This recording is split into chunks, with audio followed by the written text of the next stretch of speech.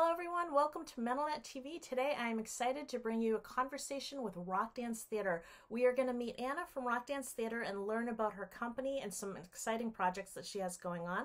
But before we do, I just want to remind you to subscribe to MentalNet TV so you can watch this series, Conversation, as well as my new lifestyle series of Metal Bites. Here we go. Hi Anna, welcome to MentalNet TV. Hi Sarah, thanks for having me. How are you? I'm doing well. How have you been? I am excellent. The weather is great. I just came back from Vienna, so kind of in the middle of my element and just enjoying a Sunday metal hangout with you, I guess. I love it. All good. Life is good. Life is very good. Life is good, definitely. Well, I'm excited to finally have you on because I've been following you for quite a while and you have quite an impressive career. I know you just celebrated 5 years of your company, so I want to learn everything there is to learn about it. So you have Rock Dance Theater. And I want to know, for everybody at home who hasn't had a chance to experience Rock Dance Theater, what is Rock Dance Theater and what is the audience expecting to see when they come to one of your performances? I know it's a huge question, but we're gonna spend time and dig deep and learn about it. Yeah, exactly like you said. We happen to have a 5-year anniversary that happened on March 26th. Ironically, Steven Tyler's birthday. But the answer to your question, what is Rock Dance Theater? You know what? Essentially, it's a hybrid that I've created over 20 years of my artistic career, starting as a dancer, turned into a choreographer, dance producer, essentially movement director. But somewhere along the lines, 15 years into my solo career, I started to kind of feel all of the elements that I was always inspired by and kind of driven by, which was always fashion, which was always metamorphosis, being kind of rebellious, loud, different, not necessarily following the trends.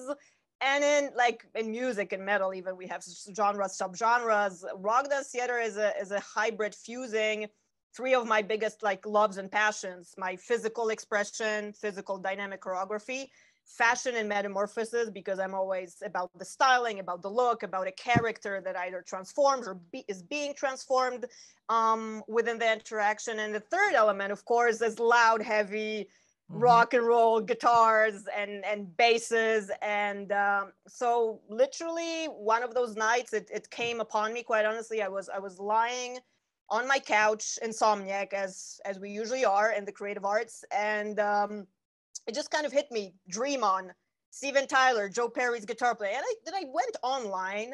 So it wasn't that far back, 5 years ago, before the name even came to me, Rock Dance Theater. And I found a recording probably from 78 of the song. And I just kept it on replay. And after 7 hours, I kid you not, Sarah, I was kind of not a different woman. I was the woman that was kind of always there as a rocker, but came a full circle of my whole, both so artistic it all and came together. It all kind of came together. I was like, oh my God, bang, Rock Dance Theater. And I set up, I was exhausted, my eyes were hurting, all of it. And I sat down and I wrote this 1 A4 page of a synopsis about essentially what it is.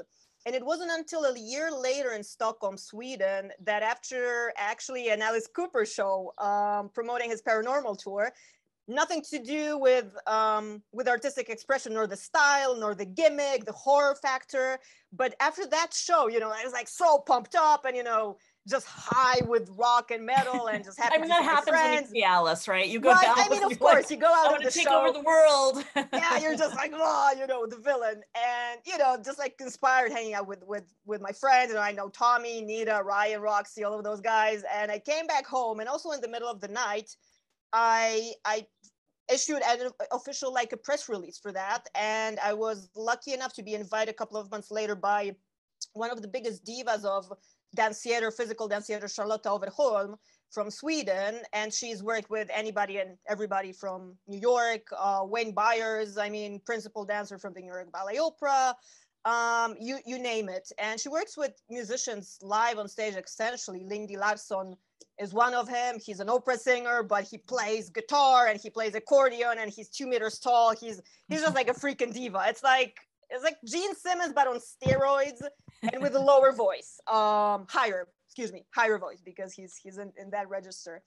And so I premiered a piece that was pre-Rock Dance Theater, actually, because I wasn't clear with the vision. I wasn't really, immediately kind of boxed with what it is exactly, the logo and all of that. All of that can kind of later. I'm guessing that you knew what you wanted in your heart, but you had to figure it out, right? Like you have to. Yeah, completely. I mean, at that moment, Dream On made me grab the guitar, an electric guitar, and kind of essentially teach myself to play, because long story short, with my career, I mean, I started essentially dance and education when I was 6, when I was a small little kid, somewhere in California, or just kind of moving around and being hyper on carpets and casinos of Las Vegas, because we moved there with my parents. We lived there for 4 years in San Diego. And so that was kind of my beginnings, just to, get the energy out and just be out there seen. And so I did not learn to play an instrument nor get into music theory in my early days, because ironically, and I tell this story often, my principal was also a mathematician that taught music. So quite honestly, it kind of killed my passion. I figured, this is not fun. I mean, this does nothing to me. I don't like it. I'm not going to participate. So my mom kind of, took me into that route. Why not martial arts? Why not dance? Why not this? And so contemporary dance became the main language for over 15 years. And funny thing is, this year, as you mentioned, Sara, 5 years anniversary of Rock Dance Theater, but I'm also celebrating 22 years of my full artistic career, having done over a production or 2 a year, which is quite a lot considering, a solo creator, a solo woman in the arts.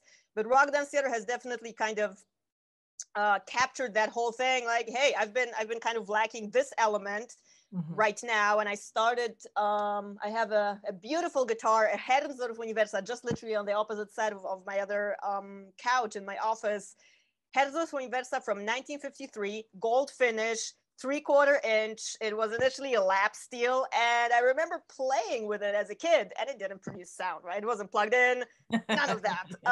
Even Eric Dover commented, who is, by the way, our kind of, guardian angel, if you will. He was the first person to kind of put a rock stamp on the thing, because I was using the track Bangers and Hangers On from Slash's Snake Pit album. Okay. And I love Eric. I love his vocals. It's just like, he's a freaking rocker and such a great guy. And he kind of sealed the stamp in 2016. I wrote an email to him. Hey, blessing, sort of. And exactly. He gave the rock blessing. And I emailed him before my Vienna premiere in 2017, which was a year kind of after the vision came upon me. And I hit him up, like, do you mind using the track? I'm doing this show. This is how it looks. It's going to be like a tribute to rock and roll kind of title. So I used a multitude of things. And that was kind of it. The rest is history. The first kind of production that I did on stage was called On Edge, and was a duet of a guitar player and me that was also a violin player. So we did this kind of metamorphosis, dancer fusing into a musician. But the year before, I started telling you the story. Sorry, I digress. You're gonna get that a lot. So all of your audience are gonna be like, oh yeah, that's right. Something she said right over there. A year before that, I did a piece pre-Rock Dance Theater that was called First Degree of Separation. And I didn't know it at the time. It was very intuitive, very improvised based. And I kind of snuck in Joe Perry's movement, like this hunched down, playing low, kind of a Johnny, physical on stage guitar presence. Yeah, physical guitar presence, but him being a little bit worn down, past 60s, past 70s. So you could see, you could see the veins, you could see the whole kind of caricature almost of it. And I did this lighting design that was kind of in a spotlight, but kind of diminished on the side. So it was in between two worlds, like being born and dying, and kind of, the essence of rock and roll, constantly like fighting for our freaking life. But, and funny enough, my guitar tech at the time was my good friend, Peter Zager, who is also a fantastic guitar player and a painter based out of Stockholm, Sweden. And he figured it out, because I asked him, what are you reading from the last scene? Because it was presented at an international summer festival to essentially the dance community, contemporary dancer from around the world, in front of big names. And I asked him, what do you read from that? And I hardly ever care what people think. To me, it's okay, you see this, you see that, awesome, it's all good, right? Right, right. This is my vision, and what you read from that as an audience member is just kind of shocks me every time. Amazing what people read from it, because it's my story to share and them to interpret it however they like. And he said, yeah, guitar player. Like, oh, nice. This He kind of, recognized it. And it was so detailed, and I wanted to make it so abstract and not direct. Like, let's say Alice Cooper uses his physical vocabulary. If it's a demon or a ghoul, Right. it's obvious. With me, the language is always abstract, and that's why oftentimes when people hear dance, they don't know that physical theater exists. They don't know contemporary dance exists, which is very much martial arts, tuck roll, just jump at the drum riser, and has nothing to do with necessarily like a literal body expression. So long story short, from that, that was the pre-rock dance theater piece that also I wrote a synopsis to. I'm also a lyricist and a writer. Currently, I've been writing quite a lot over the pandemic. So I wrote a synopsis that was about this element of being separated in order to be reconnected in a brand new way, or kind of filling a void. And that was exactly that element, to fuse all of those cool things. And even me hearing Janis Joplin at age 11, one of the first rock and roll songs that I can kind of awarely recall, and not necessarily knowing what rock and roll is at the time, of course, but it was just like, holy hell, this is raw. This is like, energetic, and I like it. It's different. I don't know what it is, but I'm drawn to it. So, so the very beginnings of. Let's go to the show. So you've explained a lot of things, and it feels like you really pull all of your talents in. So you talked about fashion and style as a very important element, because dance is obviously very. I'm a woman. Beautiful. I'm a woman. Yes. I like when it looks I get interesting. I love the differentiation, and it's also like a second skin, quite honestly. On stage, fashion has been always like an extra actor, if you will, an extra performer. A way to express yourself. Exactly. Yeah, and not necessarily as a costume. Yeah. Yep. Sound is obviously important because the music. And then we'll start with the movement, just because you've talked so eloquently about it. So when you go to dance, there's so many different types of dance. There's like traditional ballet, there's modern. Where do I start? Every kind. And you talked about that sort of Joe Perry inspiration, where you used his stance at a certain point in his career. Now, I would imagine that was one particular piece in one particular choreography. When you come to a rock dance theater, now I've seen your reel. Not everybody who's watching this has seen it yet, but I'm sure they will after they watch this interview. But when you do all your different choreographies, are you always coming from that perspective of, I'm inspired by a Joe Perry, an Alice Cooper, or a Janis Joplin, or are you different types of things? So what, describe the different types of movements and different types of dance backgrounds that you've had that people would see physically on stage when they come to your show. What are the different movements that are going to see physically? Essentially, what I find interesting and original that doesn't exist anywhere, and I'm proud of it because I invented it, I call myself a physical front woman. So basically, where you would have the headliner, the vocalist that does everything with his voice, my main language is the body language. And that, of course, most of the time in rock dance theater derives from physical interaction with the players, which means, let's say one of my signature moves, my friends laugh, hanging onto a guitar neck somewhere upside down with a guitar player, or jumping on the bass player's back from behind, or, doing any sorts of things, leaning on, partnering, going in and out. So essentially that is what I find interesting in building a rock dance theater show, and what I want also for people to know as a recognition, even if I do, let's say, choreography for music videos, or I'm just a guest in another gig with another artist, with another band. It's hardly ever inspired by an external character. I mean, we all get inspired, let's say, with Tom Halford, or I don't know, with David Ellison's bass playing, which to me is, the essence of metal or thrash, because I like it loud, I like it physical, but that's me. But it's hardly ever recreating a character that already exists. It's always original material. It's inspiration that, don't ask me where it comes from. It's just I wake up and all of a sudden I do Strings and Veins, which was a Clash, for example, which was a production from 2018, fusing an electric guitar player's body and a physical woman and a character and an acoustic one. And those worlds merge. And all of a sudden I take a tiny little MC2 Marshall amps, I attach it onto her chest, onto her bra, I plug it in, and I start to just jam like on the E string, and I give her impulses and she reacts, and she's manipulated through that, and she freaks out and cracks out of her acoustic world onto the electric world. So let's say that was that piece, for example. Yeah. So, all sorts of things. And I also had a period of time when I was working extensively with DJs, with electric music, with world music and soundtracks. Mm-hmm. But that era was pre-Rock Dance Theater, 2011 till 2015, which was Théâtre Compagnie Achimowicz, where I was working extensively in France with very avant-garde choreographers like Thierry Verger, for example, from Paris. But when it comes to Rock Dance Theater, that's the closest that I can kind of describe it. Of course, guys have to just see the show because, yes, absolutely. As we know, it's a live thing. It's hard to describe every time. And people have a hard time understanding it, which for me is like, oh yeah, awesome, because it's not a band. It's a hybrid. It's not a collective. It's not dancing to music. It's not performance to a backing track. It's a completely new stage language, which to me, I find super cool because I personally, as a forged, artist and a creator that has been around the block quite a bit and performed with all sorts of settings, small stages, big stages, outdoor, you name it, warehouse environment that we love almost for all, music videos and photo shoots.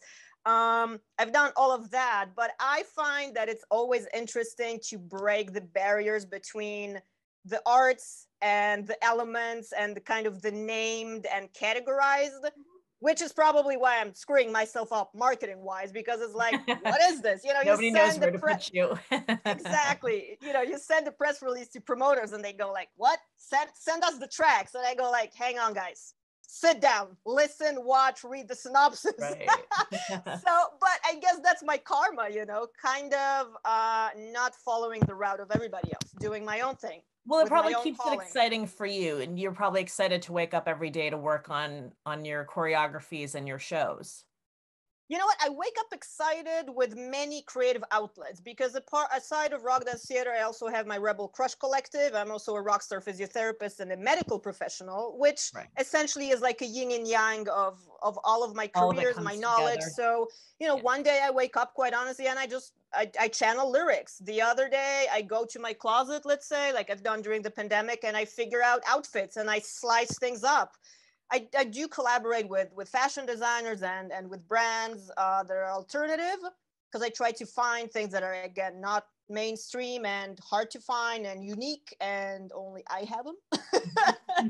And which again makes it unique because it's like, it's an experience. You go to a Rock Dance Theater show, you experience it, but then it goes away. You stay with the memories, you stay with the inspiration, and hell knows, maybe someone goes to a bass class or a dance class and all of a sudden gets inspired. Oh my God, I want to do this in my life. And that's super gratifying. So yeah, it is an exciting life in that sense. And I wouldn't exchange it for anything else. It has its challenges, as we know, because working in arts is masochism, like ask anybody. It's blood, sweat, and tears. So, but yeah, of course. I mean, I would not exchange my path and my journey for anything else. So I have two questions for you. The first is, do you always have live musicians on stage with you, or does it depend on the choreography? It does depend, because ironically, my world happens to be very split between continents and countries. So I work with guys in the States and Sweden and Italy. So it's not easy to put a cast together purely and to ship everybody around. So sometimes let's say I do, and this is my off rockstar moment because just the sun is so, intense. This is how I really look.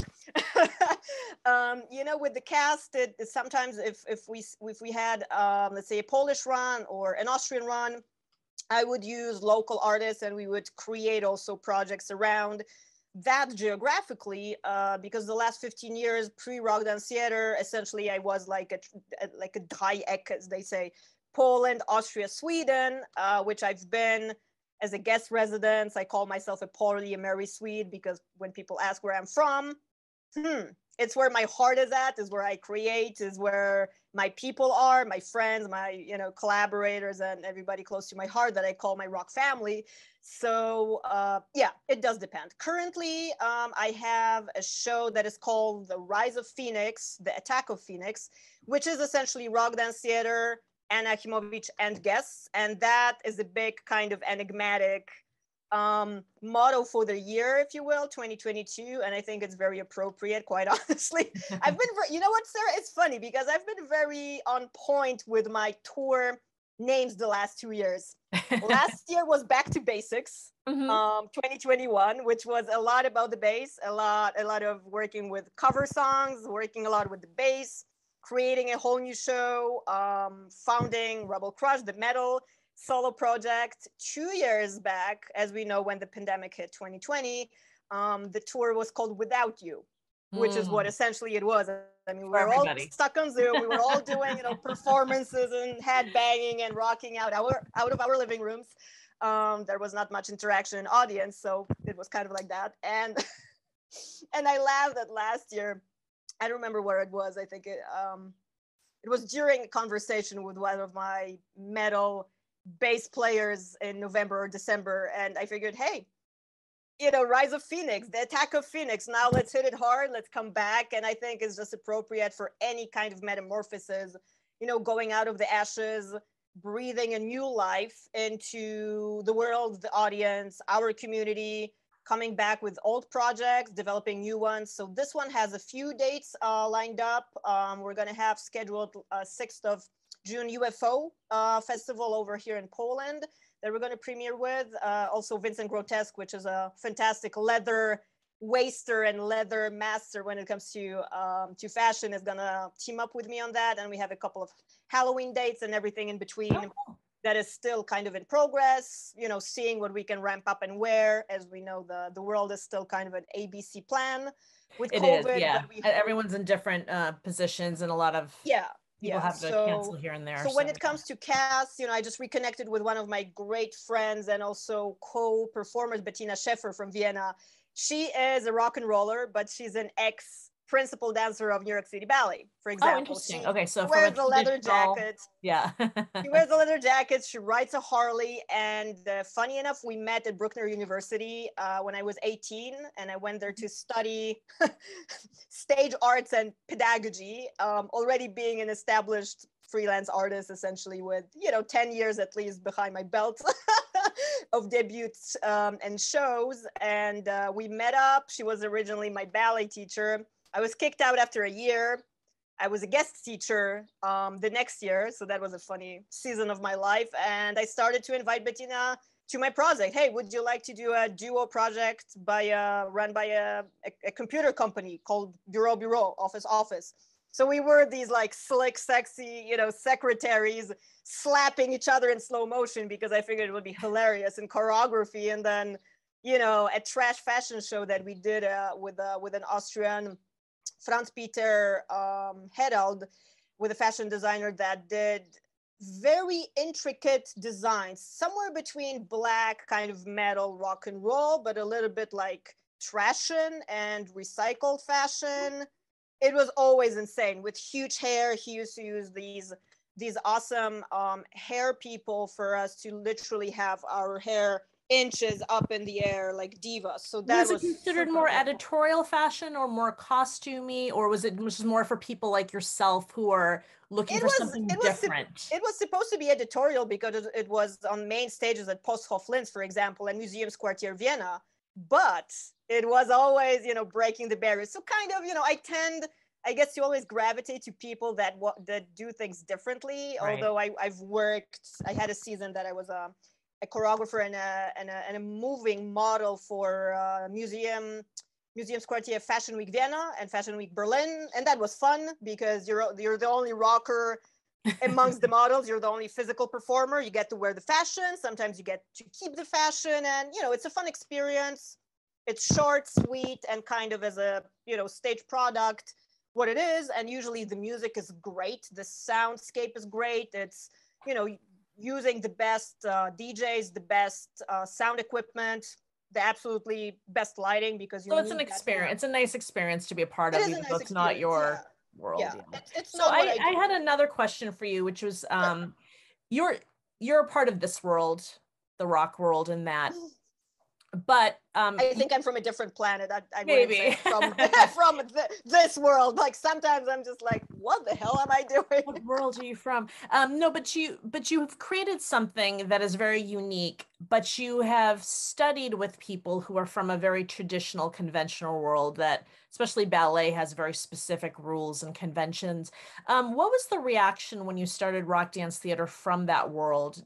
Has it been appreciated? Has it been taken in, understood, or has it been more like, okay, she's doing that thing over there and we're not giving it much time You or know what? credit? Just to verify, Sarah, for all of our audience listening, we mentioned ballet quite a bit for God knows what reason.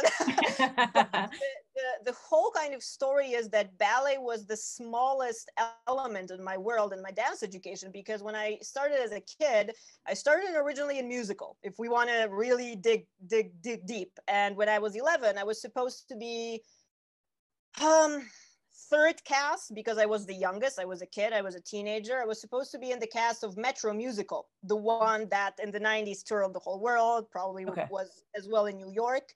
But very early on, I figured, you know what, jazz hands and that. Okay, so this is a traditional full-on. Exactly. Modern jazz is not my expression. Musical is definitely not what I want to do. What I did was I diverted from that, and the first stage piece that I did was Japanese Buto dance. Okay, and what's Which that? What kind of dance is that? it's the avant-garde form and a complete opposite from co-theater, which is masks and traditional and kind of with their culture. Is it This slower? Is it like a slower, more elegant movement?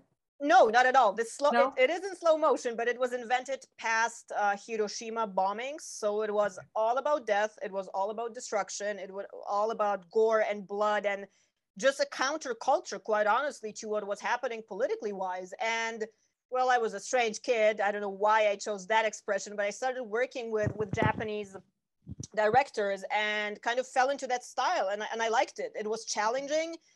It was challenging like hell for the body, because most of the time you have to go into extreme body positions and an extreme slow motion intention. So let's say crossing the stage that is like 10 by 10 would take an hour and a half. Okay. So that was, you know, the first kind of piece that I created, which was called Lost. And then quite honestly, the most of my interest was working with international directors and choreographers that were around physical theater in all shapes and sizes, and contemporary dance, and of course somewhere on top of that as well with kinesiology ballet, which is kind of ballet for normal people, because the traditional ballet as we know it is called classical dance, that requires you to be born with hyperextensions, full 180 range, and let's say bodies like Eddie Van Halen, like a certain body type, right? Exactly. And that's selected. Me as a professional physiotherapist, I also used to be a consultant for ballet schools to just analyze kids and do examinations, whether they're prone to do that or they're going to be injured from day one. But for example, people that are born with that, that's kind of their path. My path has been always different because my body type is more athletic. I have wide shoulders. My hips are, let's say, less of a ballet type. I mean, I'm an athletic kind of in between runner and yeah, just like a physical performer. So if I could describe it, I never had the anatomical predispositions to be a ballet dancer, and I'm very glad for that, because again, it's not one of my expressions. It's interesting for me to have been fused with that. But answering your original question that I actually just remembered, quite honestly, I've been always a freelance in the dance theater community. Everybody knew my name, Anna Achimowicz, doing her own thing, always open for collaborations and working with different people, but I was always doing my thing. So at the same time, the community was kind of aware of what I'm doing. Some people are aware of what I do with the rock dance theater thing, but quite honestly, I do not associate with the dance world. I haven't for a really long time. It's not like you were a major player or that you can spent a big part of your life in the traditional dance world and then moved over to this other thing. I never have. Right. Like what I was doing was always original and associated to my name and my stage expression and language that I've been building the last 22 years. And I always wanted it that way, that it's in between worlds. So I have performed at fashion fairs across Europe, and that was fashion and design. I've worked with live musicians, and that was always on the border of festivals, not only for theater, for performance, but also live music. And now I think I found myself who I've always been as a kid, this kind of rebel and rocker at heart. Is just, hey, this is where all of my friends are, and they always have been. So it's kind of, it's a funny circle. Now, when I think about it, when you ask, at the same time, collaborations come and go. Being in a certain community comes and goes due to certain travels, certain routing, certain scheduling. I do not teach as much as I did, for example, the last, let's say, 2 or 3 years. I mean, online I do. An online Zoom performance mentoring thing is a huge thing currently. But of course, I used to hit biggest festivals in Europe when I was a contemporary dance trainer and an applied anatomy teacher. And that was another season of my life. Right now, quite honestly, I appreciate more, digging into the bass and just, hanging out with musicians, recording music videos that we just recently did. If you're familiar, Sara, we just premiered me and a bunch of characters from the world, let's say, Nervosa, and Dirk Verberen from Megadeth, and Dave from Death Angel. We premiered a Metal Against Coronavirus music video that is actually Claymation. Yes. I myself, as Rock Dance Theater and Anna Achimowicz, I contributed with my raw performance. And I love it. And we're gonna talk about that in a minute. It's a very cool project that I got to see this week, which I'm really excited about. That. So we'll talk about that in a minute, because we want to encourage everybody not only to see it, but to share it as well, because that's an important part of that project. But before we do that, I want to talk to you about bass playing. When did you start playing bass? When did that come into your life? You sort of hinted at that earlier.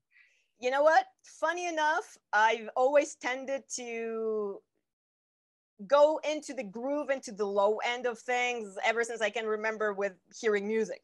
But it wasn't on an aware level, like, oh my God, that's the bass line, right? That's the frequency. It just makes you move. It feels organic to me. It just feels cool. So on an aware level, I actually had a bass come around my house from a friend, a fretless one. It was a complete hybrid. It was a complete remake. I think it was a Fender P bass with patchwork as a comic book. And it had like the single cut below cut off. So it was so badly equilibrated. It just kept falling off my lap. It just pissed me off. And it was fretless. So quite honestly, like the transition, because I've been always a rhythmic guitar player. Okay. Solos tend to freak me out. I get stressed and nervous. It's like, oh my God, it's like, here comes the part. I always love the trancey part, the repetitive part, and I love to just lock into freaking simple power chords. At least that's where I'm at currently. I don't feel the need to be, the soloist and be like Steve Vai, because that's not my expression, for example. Yeah. And so when that bass got sent over and it was sitting, I kid you not, Sara, for a year in 2019, also an interesting chapter of my Rock Dance Theater career, right before the pandemic, but that's a whole other story. I did not feel the calling to actually reach for it. I was working with Disturbed at the time, and I love John Moyer's playing. He's physical, he's organic again. He's like a stage animal, I call it, in that category. And I was kind of drew into it. Oh, hey, this is really cool, But the actual moment that made me grab the bass was when the pandemic hit. I swapped that bass for like a Black Beauty lookalike bass, which was a Czech Republic bass. I think, if I'm not mistaken, from 75 or something, vintage. Played really well, stayed in tune. The moment the lockdown hit, it was ironically the last gig that I saw was Megadeth with Five Finger Death Punch over here in Europe on that tour with Bad Wolves. And that was kind of the benchmark before, the old world and the new world, if you will. So, and that's what I did. I grabbed the bass, went to YouTube and all sorts of thrash metal, Geezer Butler, David Ellefson, Iron Maiden, started thrashing and just learning. I mean, and that's kind of where the love happened. And then a year later, I started actually, coming up with riffs. And I keep, as I say, I keep working on stuff constantly. I come up with riffs, I come up with lyrics, and I'm working on a bunch of stuff with a bunch of people that shall not be named. Is the intention to start a band, or is the intention to incorporate this more into rock dance theater, or both? Well, you know what? It is a part somehow with Rebel Crush currently, which is the solo metal project, which is, again, a solo hybrid of metal, and it does include bass playing, very much so. But quite honestly, for now, it's too early to say. I do not want to disclose anything. When it will be, Rebel Crush is a new project. You've mentioned a couple times now, but it's still, is this like a work in progress? We're still trying to figure out. It's a work in progress purely because I've premiered it twice last year. I had a show that was like an extract of a premiere over Warsaw Fantasy Fair, and we also did an online version for Metal Injection for the Slay at Home edition, which was really cool, and I appreciate Frank hooking me up for that. And so for now, it's a work in progress in the sense of development, because it is something most likely bookable for stage, but right now, as we know, the world is opening up. It's a new project, and as we know, it always required marketing and promotion and just finding the proper slot and place for it in terms of a show. And the challenge for it is the big shows kind of rescheduling from 2020 and even before that 2019. So again, there's other priorities right now that I have, which is also around metal. I have a seminar called Body Management for Metal Bass Players, which is on the other side of the spectrum, my physiotherapy career directed at musicians, which is a whole other story as well. So yes, it's one of those projects. Yeah, exactly. Kind of in the pipelines and just, waiting and seeing what is possible to do in the real world. So it's always a work in progress. I mean, even if you issue an album or you have a stage production, it's never the same show every single night. At least for me, it hasn't been. It depends on your mood, depends on your shape, depends on the stage, on the audience, lighting, everything. And that's one characteristic element for me as a performer, that even if I did choreographies pre-rock dance theater, or even with multiple performers where we had stuff staged in sync, I'm a performer that if you let me loose, I always improvise. There always comes a moment that triggers something, and all of a sudden I climb up on the speaker, or I interact with the audience just because the moment feels right. And then, of course, I say that pre-hand, in the dressing room backstage, guys, this might happen, me, follow your cues, don't pay attention. But, when you're a leader, like I am in all of my shows and my work, people exactly follow your lead. So I had one hilarious situation. I think it was still Teatr Compagnie Achimowicz in 2014. We did a show in Paris called Architecture du Corps, body architecture. And I had that moment, right? I diverted, and I had three other performers, Isa, Lisa, and Nora. They completely fell apart. They were like, what is she doing?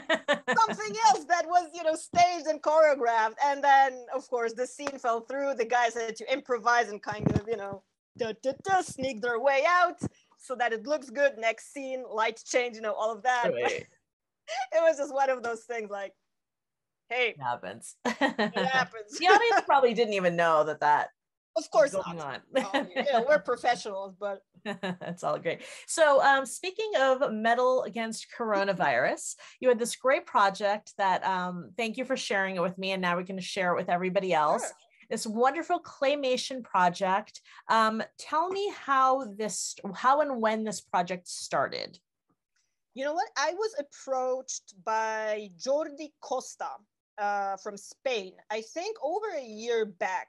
That he's doing this project that is not only about collecting funds against coronavirus for the metal community, but also he said that he's grouping and teaming up people, everybody and anybody pretty much from the industry that are willing to chip in their time, their talent, and they started to write an original album of material. And at the very beginning, I was just a spokesperson for that as a metal choreographer, a rocker.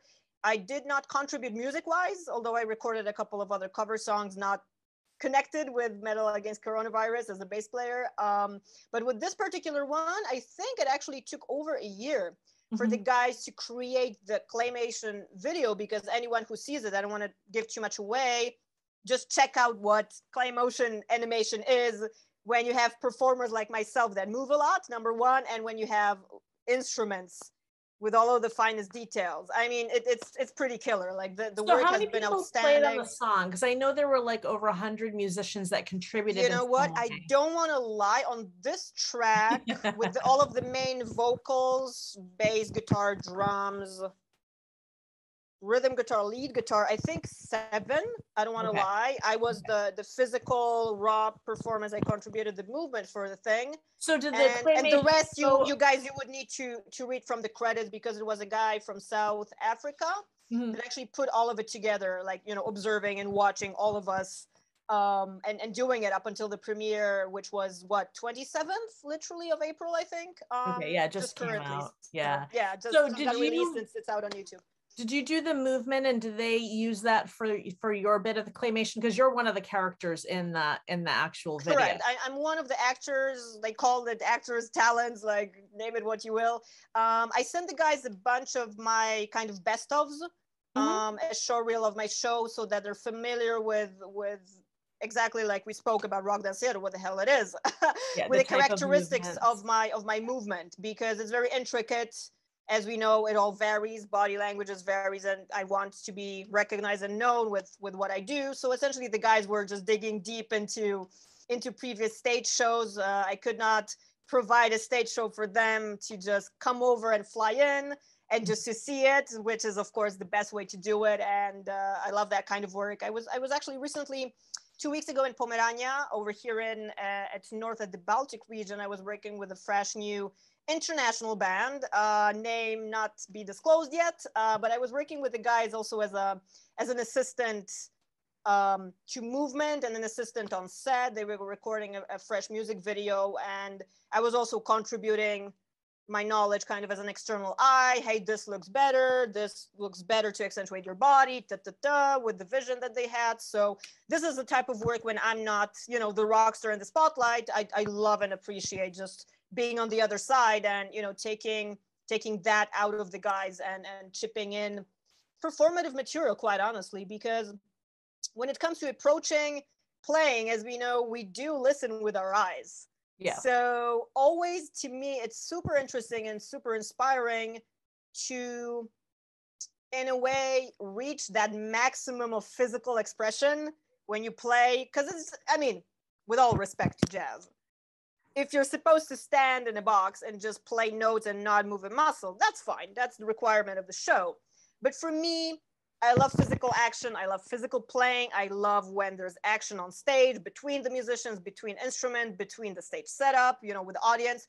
And some guys in our community have that organically and naturally. Right. And sometimes it just takes like fine tuning and tweaking. But for me, as a professional movement director and choreographer, for example, for the guys that don't have those traits, I love giving them tools and taking out their personality. Right. And just giving them who they are organically. Exactly. Yeah. And showing them that you can do that for Clay, for your own character. Yeah. I mean, I didn't have to do that. Like the guys just saw what I bring and they had to translate it. So like, oh God, I think I asked Jordi, he didn't reply. He was fully into the marketing and promotion of the thing at the time, but I'm still curious, my God, how I have to ask how many hours, if they counted, it actually took them to put that thing together, because it's just insane. I mean, creating a music video, as we know, in person takes a lot with edits and just, you know, recuts and everything. But something as animated, very time consuming. Yeah, it's very I would imagine. So I definitely encourage everybody at home, and I will share the links below, and I will share it on Facebook as the place where it's easiest to share it, because they can just click on it and find it, but I'll share it in my social media as well. But I definitely encourage everybody to share it, to continue to share it, because I believe part of this is to share it word of mouth. part of this is to continue like to carry everything, pretty like much, everything yeah. in life.